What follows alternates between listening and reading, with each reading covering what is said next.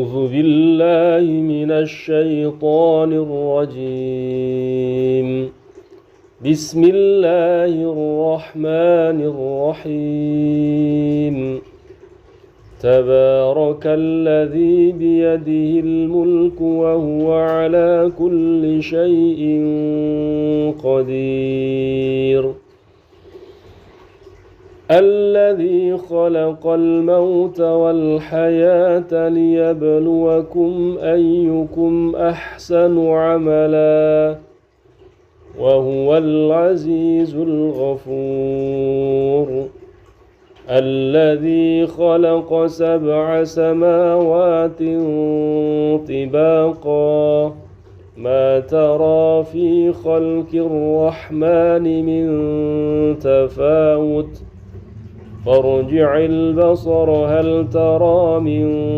فطور ثم ارجع البصر كرتين ينقلب إليك البصر خاسئا وهو حسير. ولقد زينا السماء الدنيا بمصابيح وجعلناها رجوما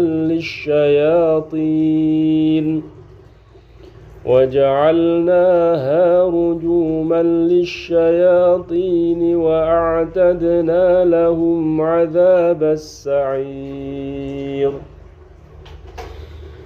وللذين كفروا بربهم عذاب جهنم وبئس المصير. إذا ألقوا فيها سمعوا لها شهيقا وهي تفور تكاد تميز من الغيظ كلما ألقي فيها فوج سألهم خزنتها ألم يأتكم نذير قالوا بلى قد جاءنا نذير فكذبنا وقلنا ما نزل الله من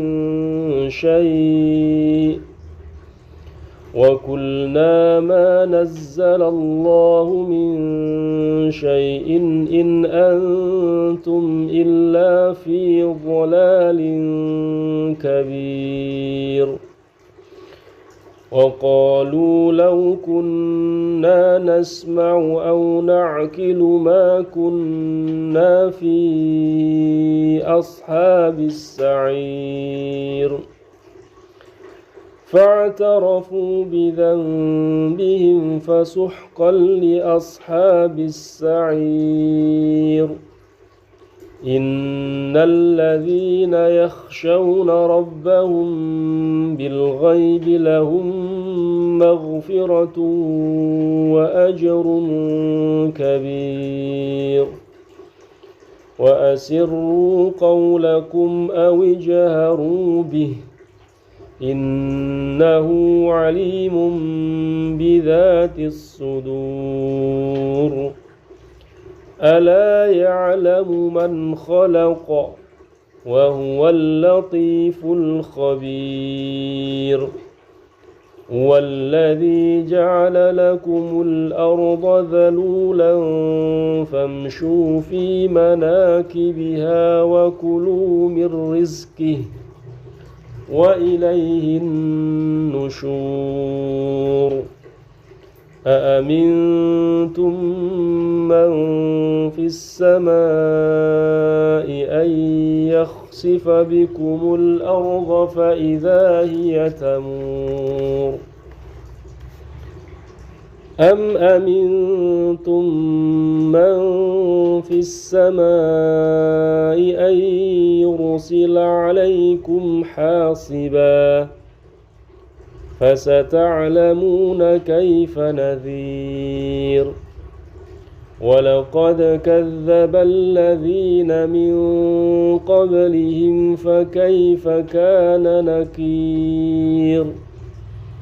أولم يروا إلى الطير فوقهم صافات ويقبضن ما يمسكهن إلا الرحمن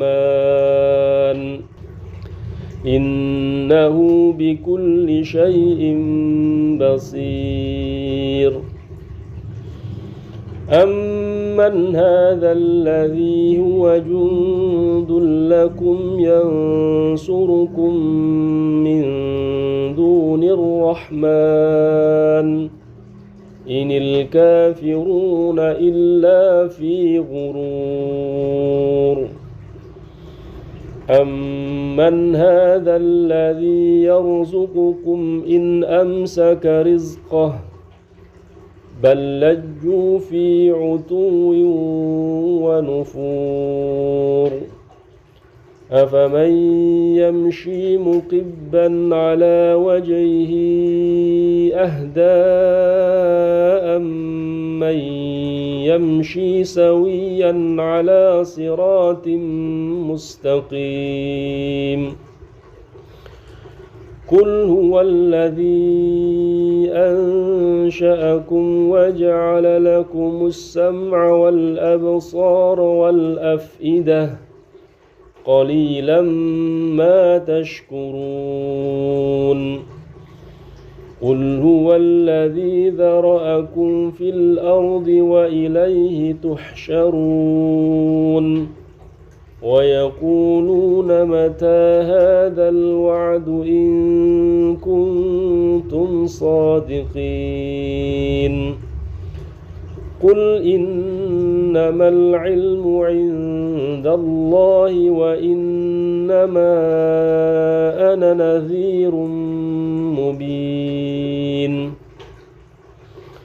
فلما رأوه زلفة سيئت وجوه الذين كفروا وقيل هذا الذي كنتم به تدعون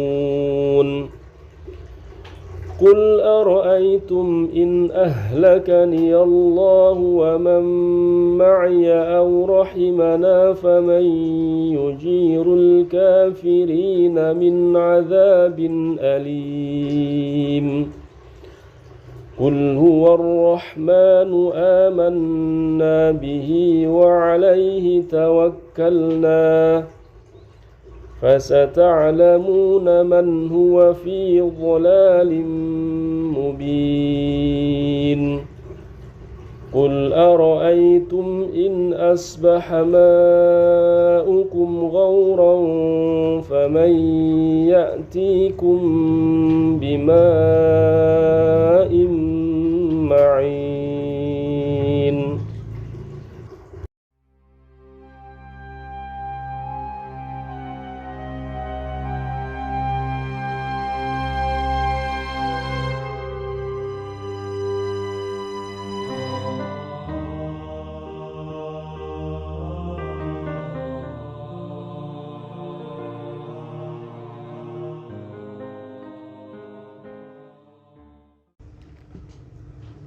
أعوذ بالله من الشيطان الرجيم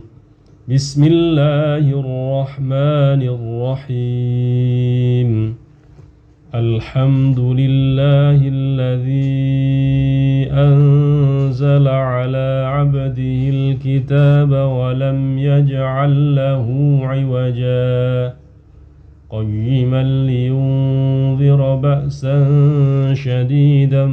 من لدنه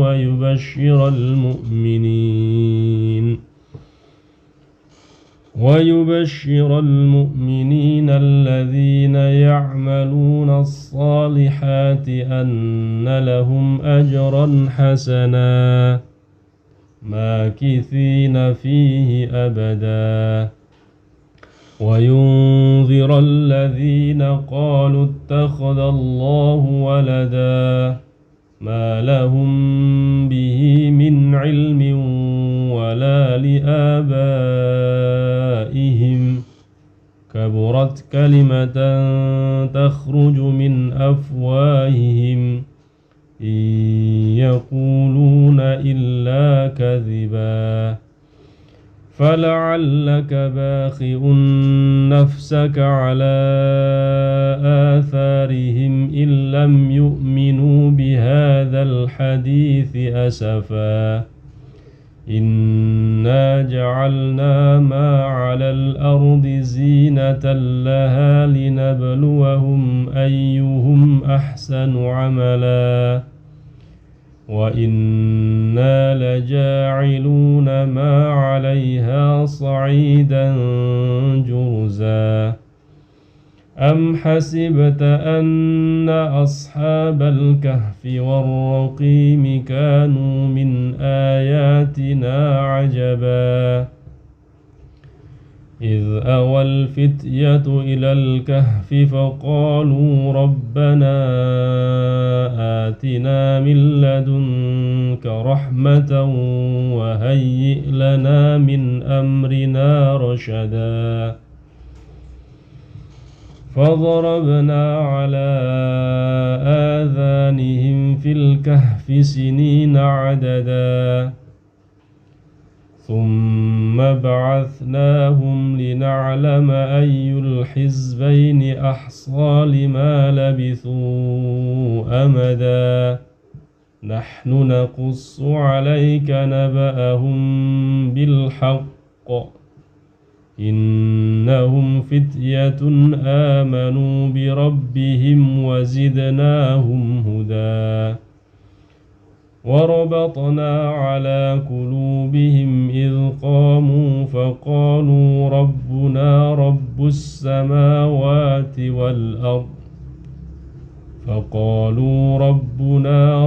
السماوات والأرض لن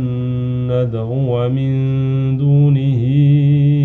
إلها لقد قلنا إذا شططا هؤلاء قوم اتخذوا من دونه آلهة لولا يأتون عليهم بسلطان بين فمن أظلم ممن افترى على الله كذبا وإذ اعتزلتموهم وما يعبدون إلا الله فأووا إلى الكهف ينشر لكم ربكم من رحمته ويهيئ لكم من أمركم مرفقا وترى الشمس إذا طلعت تزاور عن كهفهم ذات اليمين وإذا غربت تقرضهم ذات الشمال وهم في فجوة منه ذلك من آيات الله من يهد الله فهو المهتد ومن يضلل فلن تجد له وليا مرشدا وتحسبهم أيقاظا وهم رقود ونقلبهم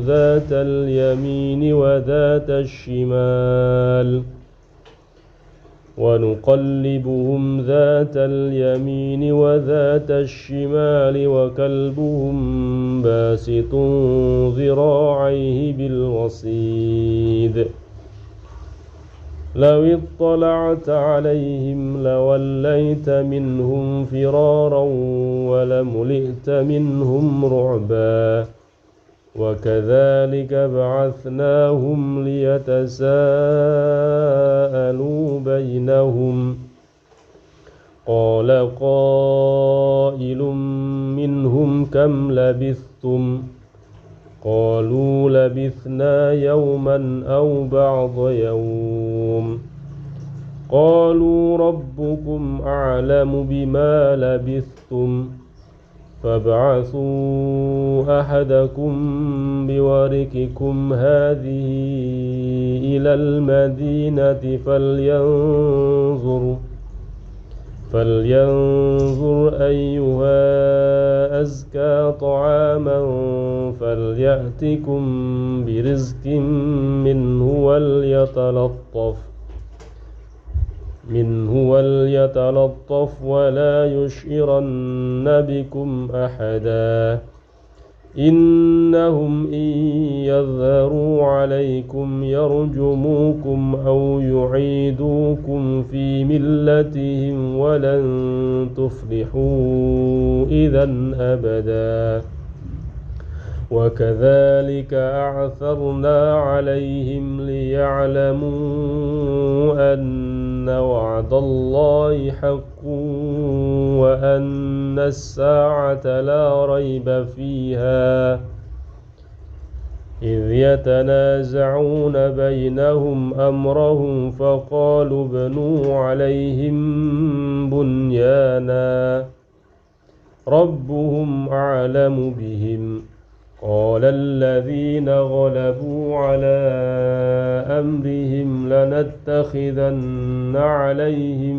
مسجدا سيقولون ثلاثة رابعهم كلبهم ويقولون خمسة سادسهم كلبهم رجما بالغيب ويقولون سبعة وثامنهم كلبهم قل ربي أعلم بعدتهم ما يعلمهم إلا قليل فلا تمار فيهم إلا مراء ظاهرا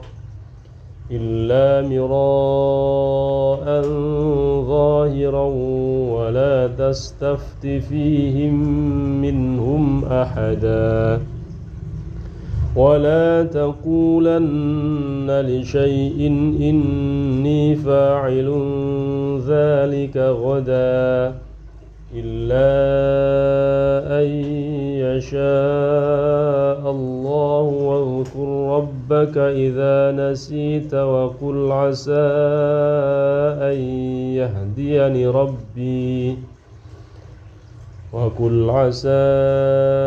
أن يهديني ربي لأقرب من هذا رشدا ولبثوا في كهفهم 300 سنين وازدادوا 9 قل الله أعلم بما لبثوا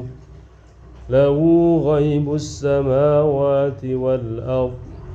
أبصر به وأسمع ما لهم من دونه من ولي ولا يشرك في حكمه أحدا واتل ما أوحي إليك من كتاب ربك لا مبدل لكلماته ولن تجد من دونه ملتحدا واصبر نفسك مع الذين يدعون ربهم بالغداة والعشي يريدون وجهه ولا تعد عيناك عنهم تريد زينة الحياة الدنيا ولا تطع من أغفلنا قلبه عن ذكرنا واتبع هواه وكان أمره فرطا وقل الحق من ربكم فمن شاء فليؤمن ومن شاء فليكفر إنا أعتدنا للظالمين نارا أحاط بهم سرادقها وإن يستغيثوا يغاثوا بماء كالمهل يشوي الوجوه بئس الشراب وساءت مرتفقا إن الذين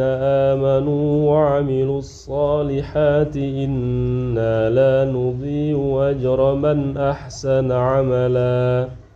أولئك لهم جنات عدن تجري من تحتهم الأنهار يحلون فيها من أساور من ذهب ويلبسون ثيابا خضرا من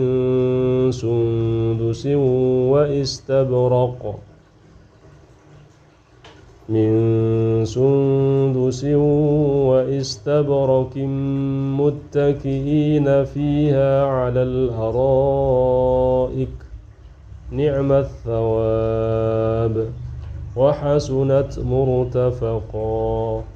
واضرب لهم مثل الرجلين جعلنا لأحدهما جنتين من أعناب وحففناهما بنخل وجعلنا بينهما زرعا كلتا الجنتين آتت أكلها ولم تظلم منه شيئا وفجرنا خلالهما نهرا وكان له ثمر فقال لصاحبه وهو يحاوره أنا أكثر منك مالا وأعز نفرا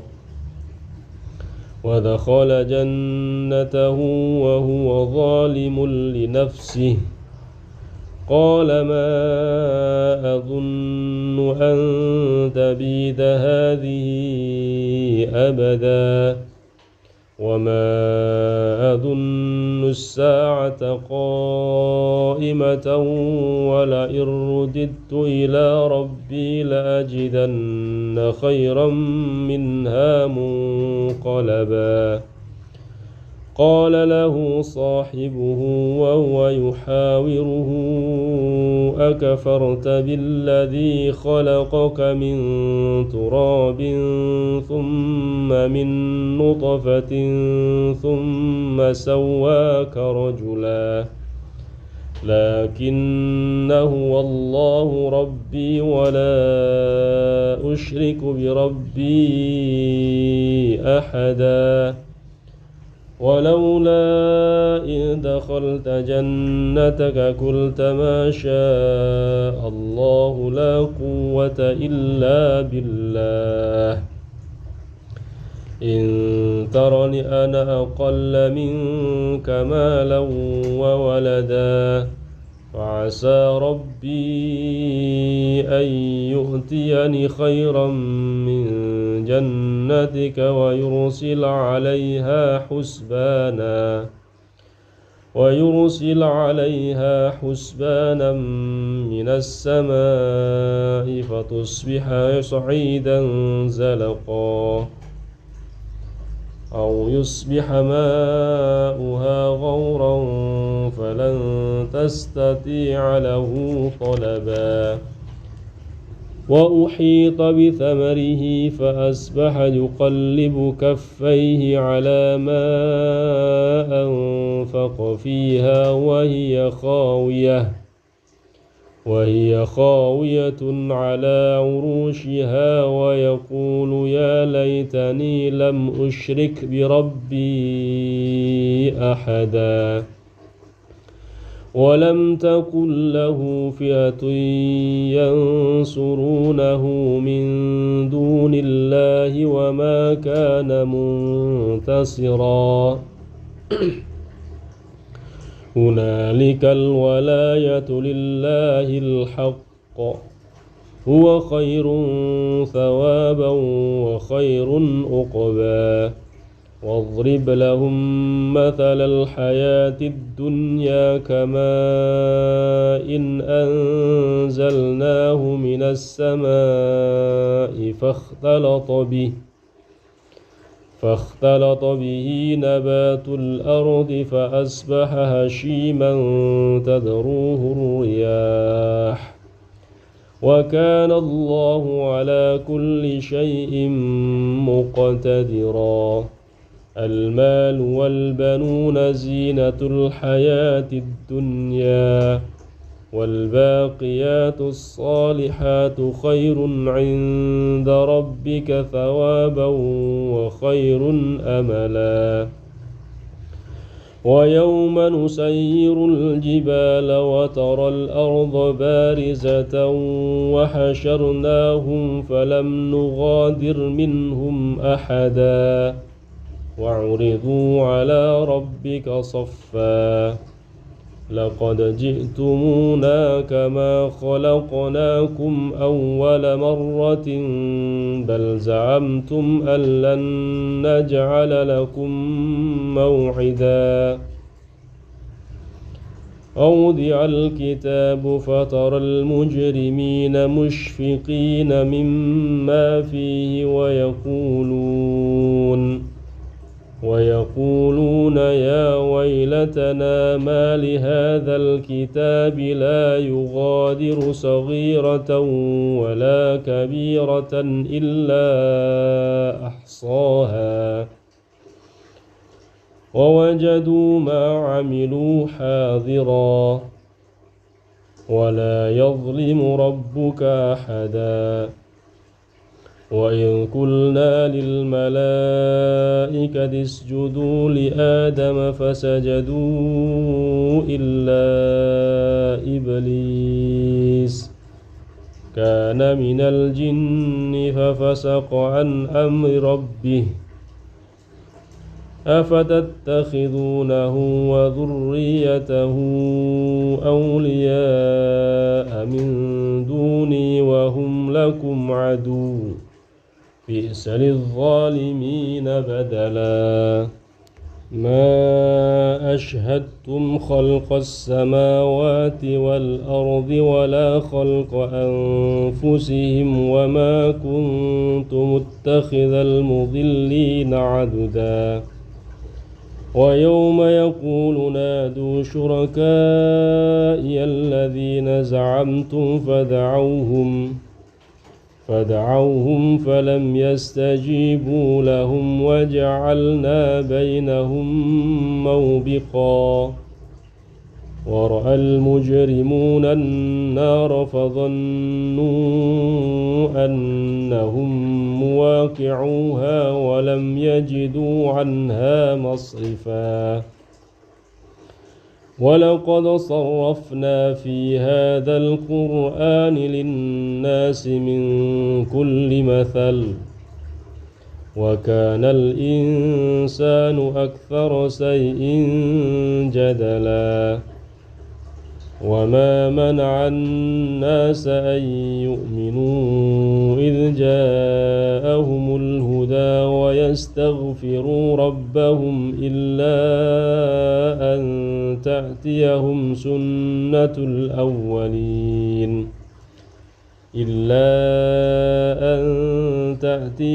سنة الأولين أو يأتيهم العذاب قبلا.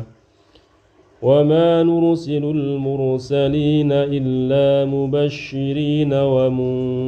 ومنذرين ويجادل الذين كفروا بالباطل ليدحضوا به الحق واتخذوا آياتي وما أنذروا هزوا. ومن أظلم ممن ذكر بآيات ربه فأعرض عنها ونسي ما قدمت يداه إنا جعلنا على قلوبهم أكنة أن يفقهوه وفي آذانهم وقرا وإن تدعهم إلى الهدى فلن يهتدوا إذا أبدا. وربك الغفور ذو الرحمة لو يؤاخذهم بما كسبوا لعجل لهم العذاب بل لهم موعد لن يجدوا من دونه موئلا. وتلك القرى أهلكناهم لما ظلموا وجعلنا لمهلكهم موعدا وإذ قال موسى لفتاه لا أبرح حتى أبلغ مجمع البحرين أو أمضي حقبا فلما بلغا مجمع بينهما نسيا حوتهما فاتخذ سبيله في البحر سربا فلما جاوزا قال لفتاه آتنا غداءنا لقد لقينا من سفرنا هذا نصبا قال أرأيت إذ أوينا إلى الصخرة فإني نسيت الحوت وما أنسانيه إلا الشيطان أن أذكره واتخذ سبيله في البحر عجبا قال ذلك ما كنا نبغي فارتد على آثارهما قصصا فوجدا عبدا من عبادنا آتيناه رحمة من عندنا وعلمناه من لدنا علما قال له موسى هل أتبعك على أن تعلمني مما علمت رشدا قال إنك لن تستطيع معي صبرا وكيف تصبر على ما لم تحط به خبرا قال ستجدني إن شاء الله صابرا ولا أعصي لك أمرا قال فإن اتبعتني فلا تسألني عن شيء حتى أحدث لك منه ذكرا فانطلقا حتى إذا ركبا في السفينة خرقها قال أخرقت لتغرق أهلها لقد جئت شيئا إمرا قال ألم أقل إنك لن تستطيع معي صبرا قال لا تؤاخذني بما نسيت ولا ترهقني من أمري عسرا فانطلقا حتى إذا لقيا غلاما فقتله قال أقتلت نفسا زكية بغير نفس لقد جئت شيئا نكرا قال ألم أقل لك إنك لن تستطيع معي صبرا قال إن سألتك عن شيء بعدها فلا تصاحبني قد بلغت من لدني عذرا فانطلقا حتى إذا أتيا أهل قرية استطعما أهلها فأبوا أن يضيفوهما فوجدا فيها جدارا يريد أن ينقض فأقامه قال لو شئت لاتخذت عليه أجرا قال هذا فراق بيني وبينك سأنبئك بتأويل ما لم تستطع عليه صبرا أما السفينة فكانت لمساكين يعملون في البحر فأردت أن أعيبها وكان وراءهم ملك يأخذ كل سفينة غصبا وأما الغلام فكان أبواه مؤمنين فخشينا أن يرهقهما طغيانا وكفرا فأردنا أن يبدلهما ربهما خيرا منه زكاة وأقرب رحما وأما الجدار فكان لغلامين يتيمين في المدينة وكان تحته كنز لهما وكان أبوهما صالحا فأراد ربك أن يبلغا أشدهما ويستخرجا كنزهما رحمة من ربك وما فعلته عن أمري ذلك تأويل ما لم تسطع عليه صبرا ويسألونك عن ذي القرنين قل سأتلو عليكم منه ذكرا إنا مكنا له في الأرض وآتيناه من كل شيء سببا فأتبع سببا حتى إذا بلغ مغرب الشمس وجدها تغرب في عين حمئة ووجد عندها قوما قلنا يا ذا القرنين إما أن تعذب وإما أن تتخذ فيهم حسنا قال أما من ظلم فسوف نعذبه ثم يرد إلى ربه فيعذبه عذابا نكرا وأما من آمن وعمل صالحا فله جزاء الحسنى وسنقول له من أمرنا يسرا ثم أتبع سببا حتى إذا بلغ مطلع الشمس وجدها تطلع على قوم لم نجعل لهم من دونهما سترا كذلك وقد أحطنا بما لديه خبرا ثم أتبع سببا حتى إذا بلغ بين السدين وجد من دونهما قوما لا يكادون يفقهون قولا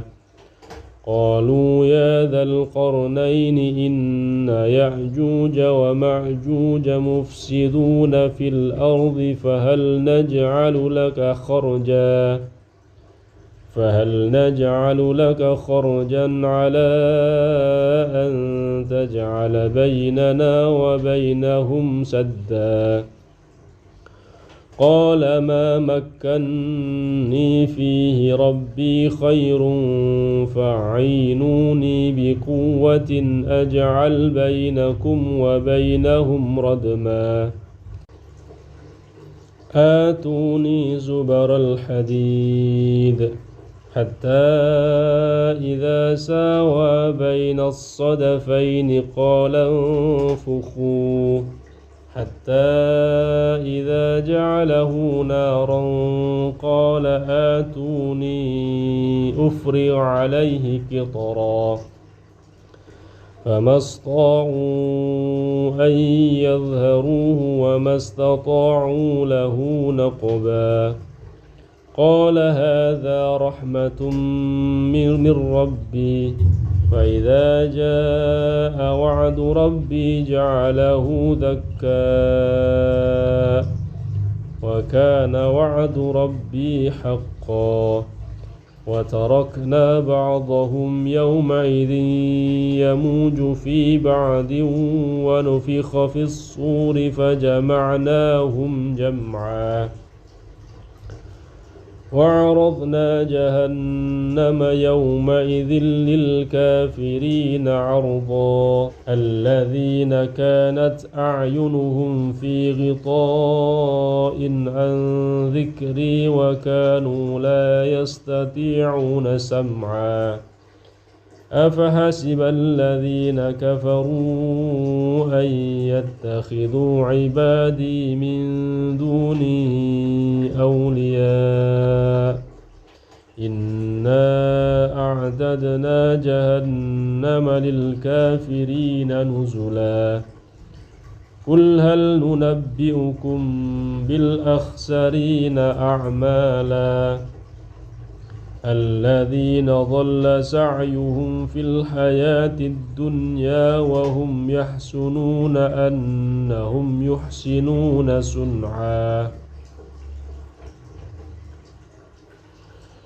أولئك الذين كفروا بآيات ربهم ولقائه فحبطت أعمالهم فلا نقيم لهم يوم القيامة وزنا ذلك جزاؤهم جهنم بما كفروا واتخذوا آياتي ورسلي هزوا إن الذين آمنوا وعملوا الصالحات كانت لهم جنات الفردوس نزلا خالدين فيها لا يبغون عنها حولا قل لو كان البحر مدادا لكلمات ربي لنفد البحر قبل أن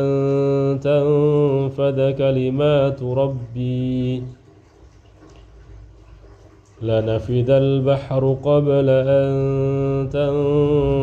كلمات ربي ولو جئنا بمثله مددا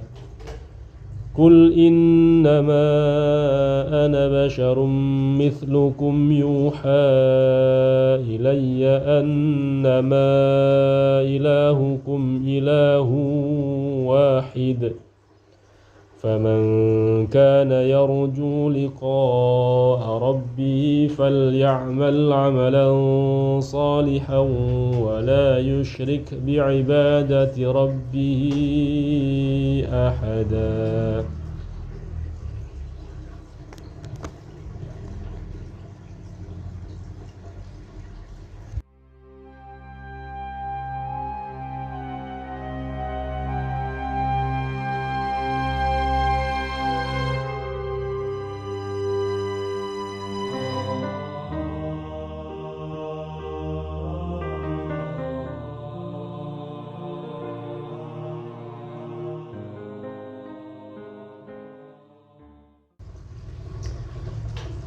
أعوذ بالله من الشيطان الرجيم. بسم الله الرحمن الرحيم. الرحمن علم القرآن خلق الإنسان علمه البيان الشمس والقمر بحسبان والنجم والشجر يسجدان والسماء رفعها ووضع الميزان ألا تطغوا في الميزان وأقيموا الوزن بالقسط ولا تخسروا الميزان والأرض وضعها للأنام فيها فاكهة والنخل ذات الأكمام والحب ذو العصف والريحان فبأي آلاء ربكما تكذبان خلق الإنسان من صلصال كالفخار وخلق الجان من مارج من نار فبأي آلاء ربكما تكذبان رب المشرقين ورب المغربين فبأي آلاء ربكما تكذبان مرج البحرين يلتقيان بينهما برزخ لا يبغيان فبأي آلاء ربكما تكذبان يخرج منهما اللؤلؤ والمرجان فبأي آلاء ربكما تكذبان وله الجوار المنشآت في البحر كالأعلام فبأي آلاء ربكما تكذبان كل من عليها فان ويبقى وجه ربك ذو الجلال والإكرام فبأي آلاء ربكما تكذبان يسأله من في السماوات والأرض كل يوم هو في شأن فبأي آلاء ربكما تكذبان سنفرغ لكم أيها الثقلان فبأي آلاء ربكما تكذبان يا معشر الجن والإنس إن استطعتم أن تنفذوا من أقطار السماوات والأرض فانفذوا لا تنفذون إلا بسلطان فبأي آلاء ربكما تكذبان يرسل عليكما شواظ من نار ونحاس فلا تنتصران فبأي آلاء ربكما تكذبان فإذا انشقت السماء فكانت وردة كالدهان فبأي آلاء ربكما تكذبان فيومئذ لا يسأل عن ذنبه إنس ولا جان فبأي آلاء ربكما تكذبان يعرف المجرمون بسيماهم فيؤخذ بالنواصي والأقدام فبأي آلاء ربكما تكذبان هذه جهنم التي يكذب بها المجرمون يطوفون بينها وبين حميم آن فبأي آلاء ربكما تكذبان ولمن خاف مقام ربه جنتان فبأي آلاء ربكما تكذبان ذواتا أفنان فبأي آلاء ربكما تكذبان فيهما عينان تجريان فبأي آلاء ربكما تكذبان فيهما من كل فاكهة زوجان فبأي آلاء ربكما تكذبان متكئين على فرش بطائنها من استبرق وجنى الجنتين دان فبأي آلاء ربكما تكذبان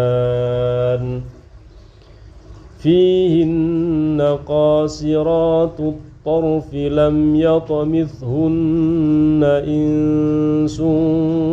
قبلهم ولا جان فبأي آلاء ربكما تكذبان كأنهن الياقوت والمرجان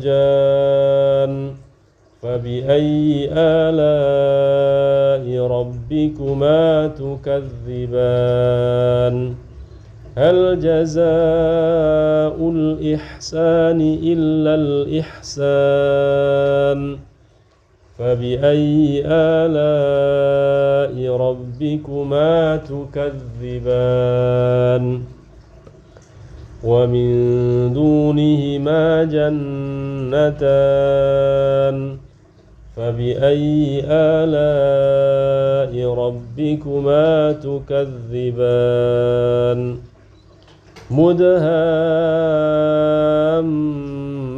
مدهامتان فبأي آلاء ربكما تكذبان فيهما عينان نضاختان فبأي آلاء ربكما تكذبان فيهما فاكهة ونخل ورمان فبأي آلاء ربكما تكذبان فيهن خيرات حسان فبأي آلاء ربكما تكذبان حور مقصورات في الخيام فبأي آلاء ربكما تكذبان لم يطمثهن إنس قبلهم ولا جان فبأي آلاء ربكما تكذبان متكئين على رفرف خضر وأبقري حسان فبأي آلاء ربكما تكذبان تبارك اسم ربك ذي الجلال والإكرام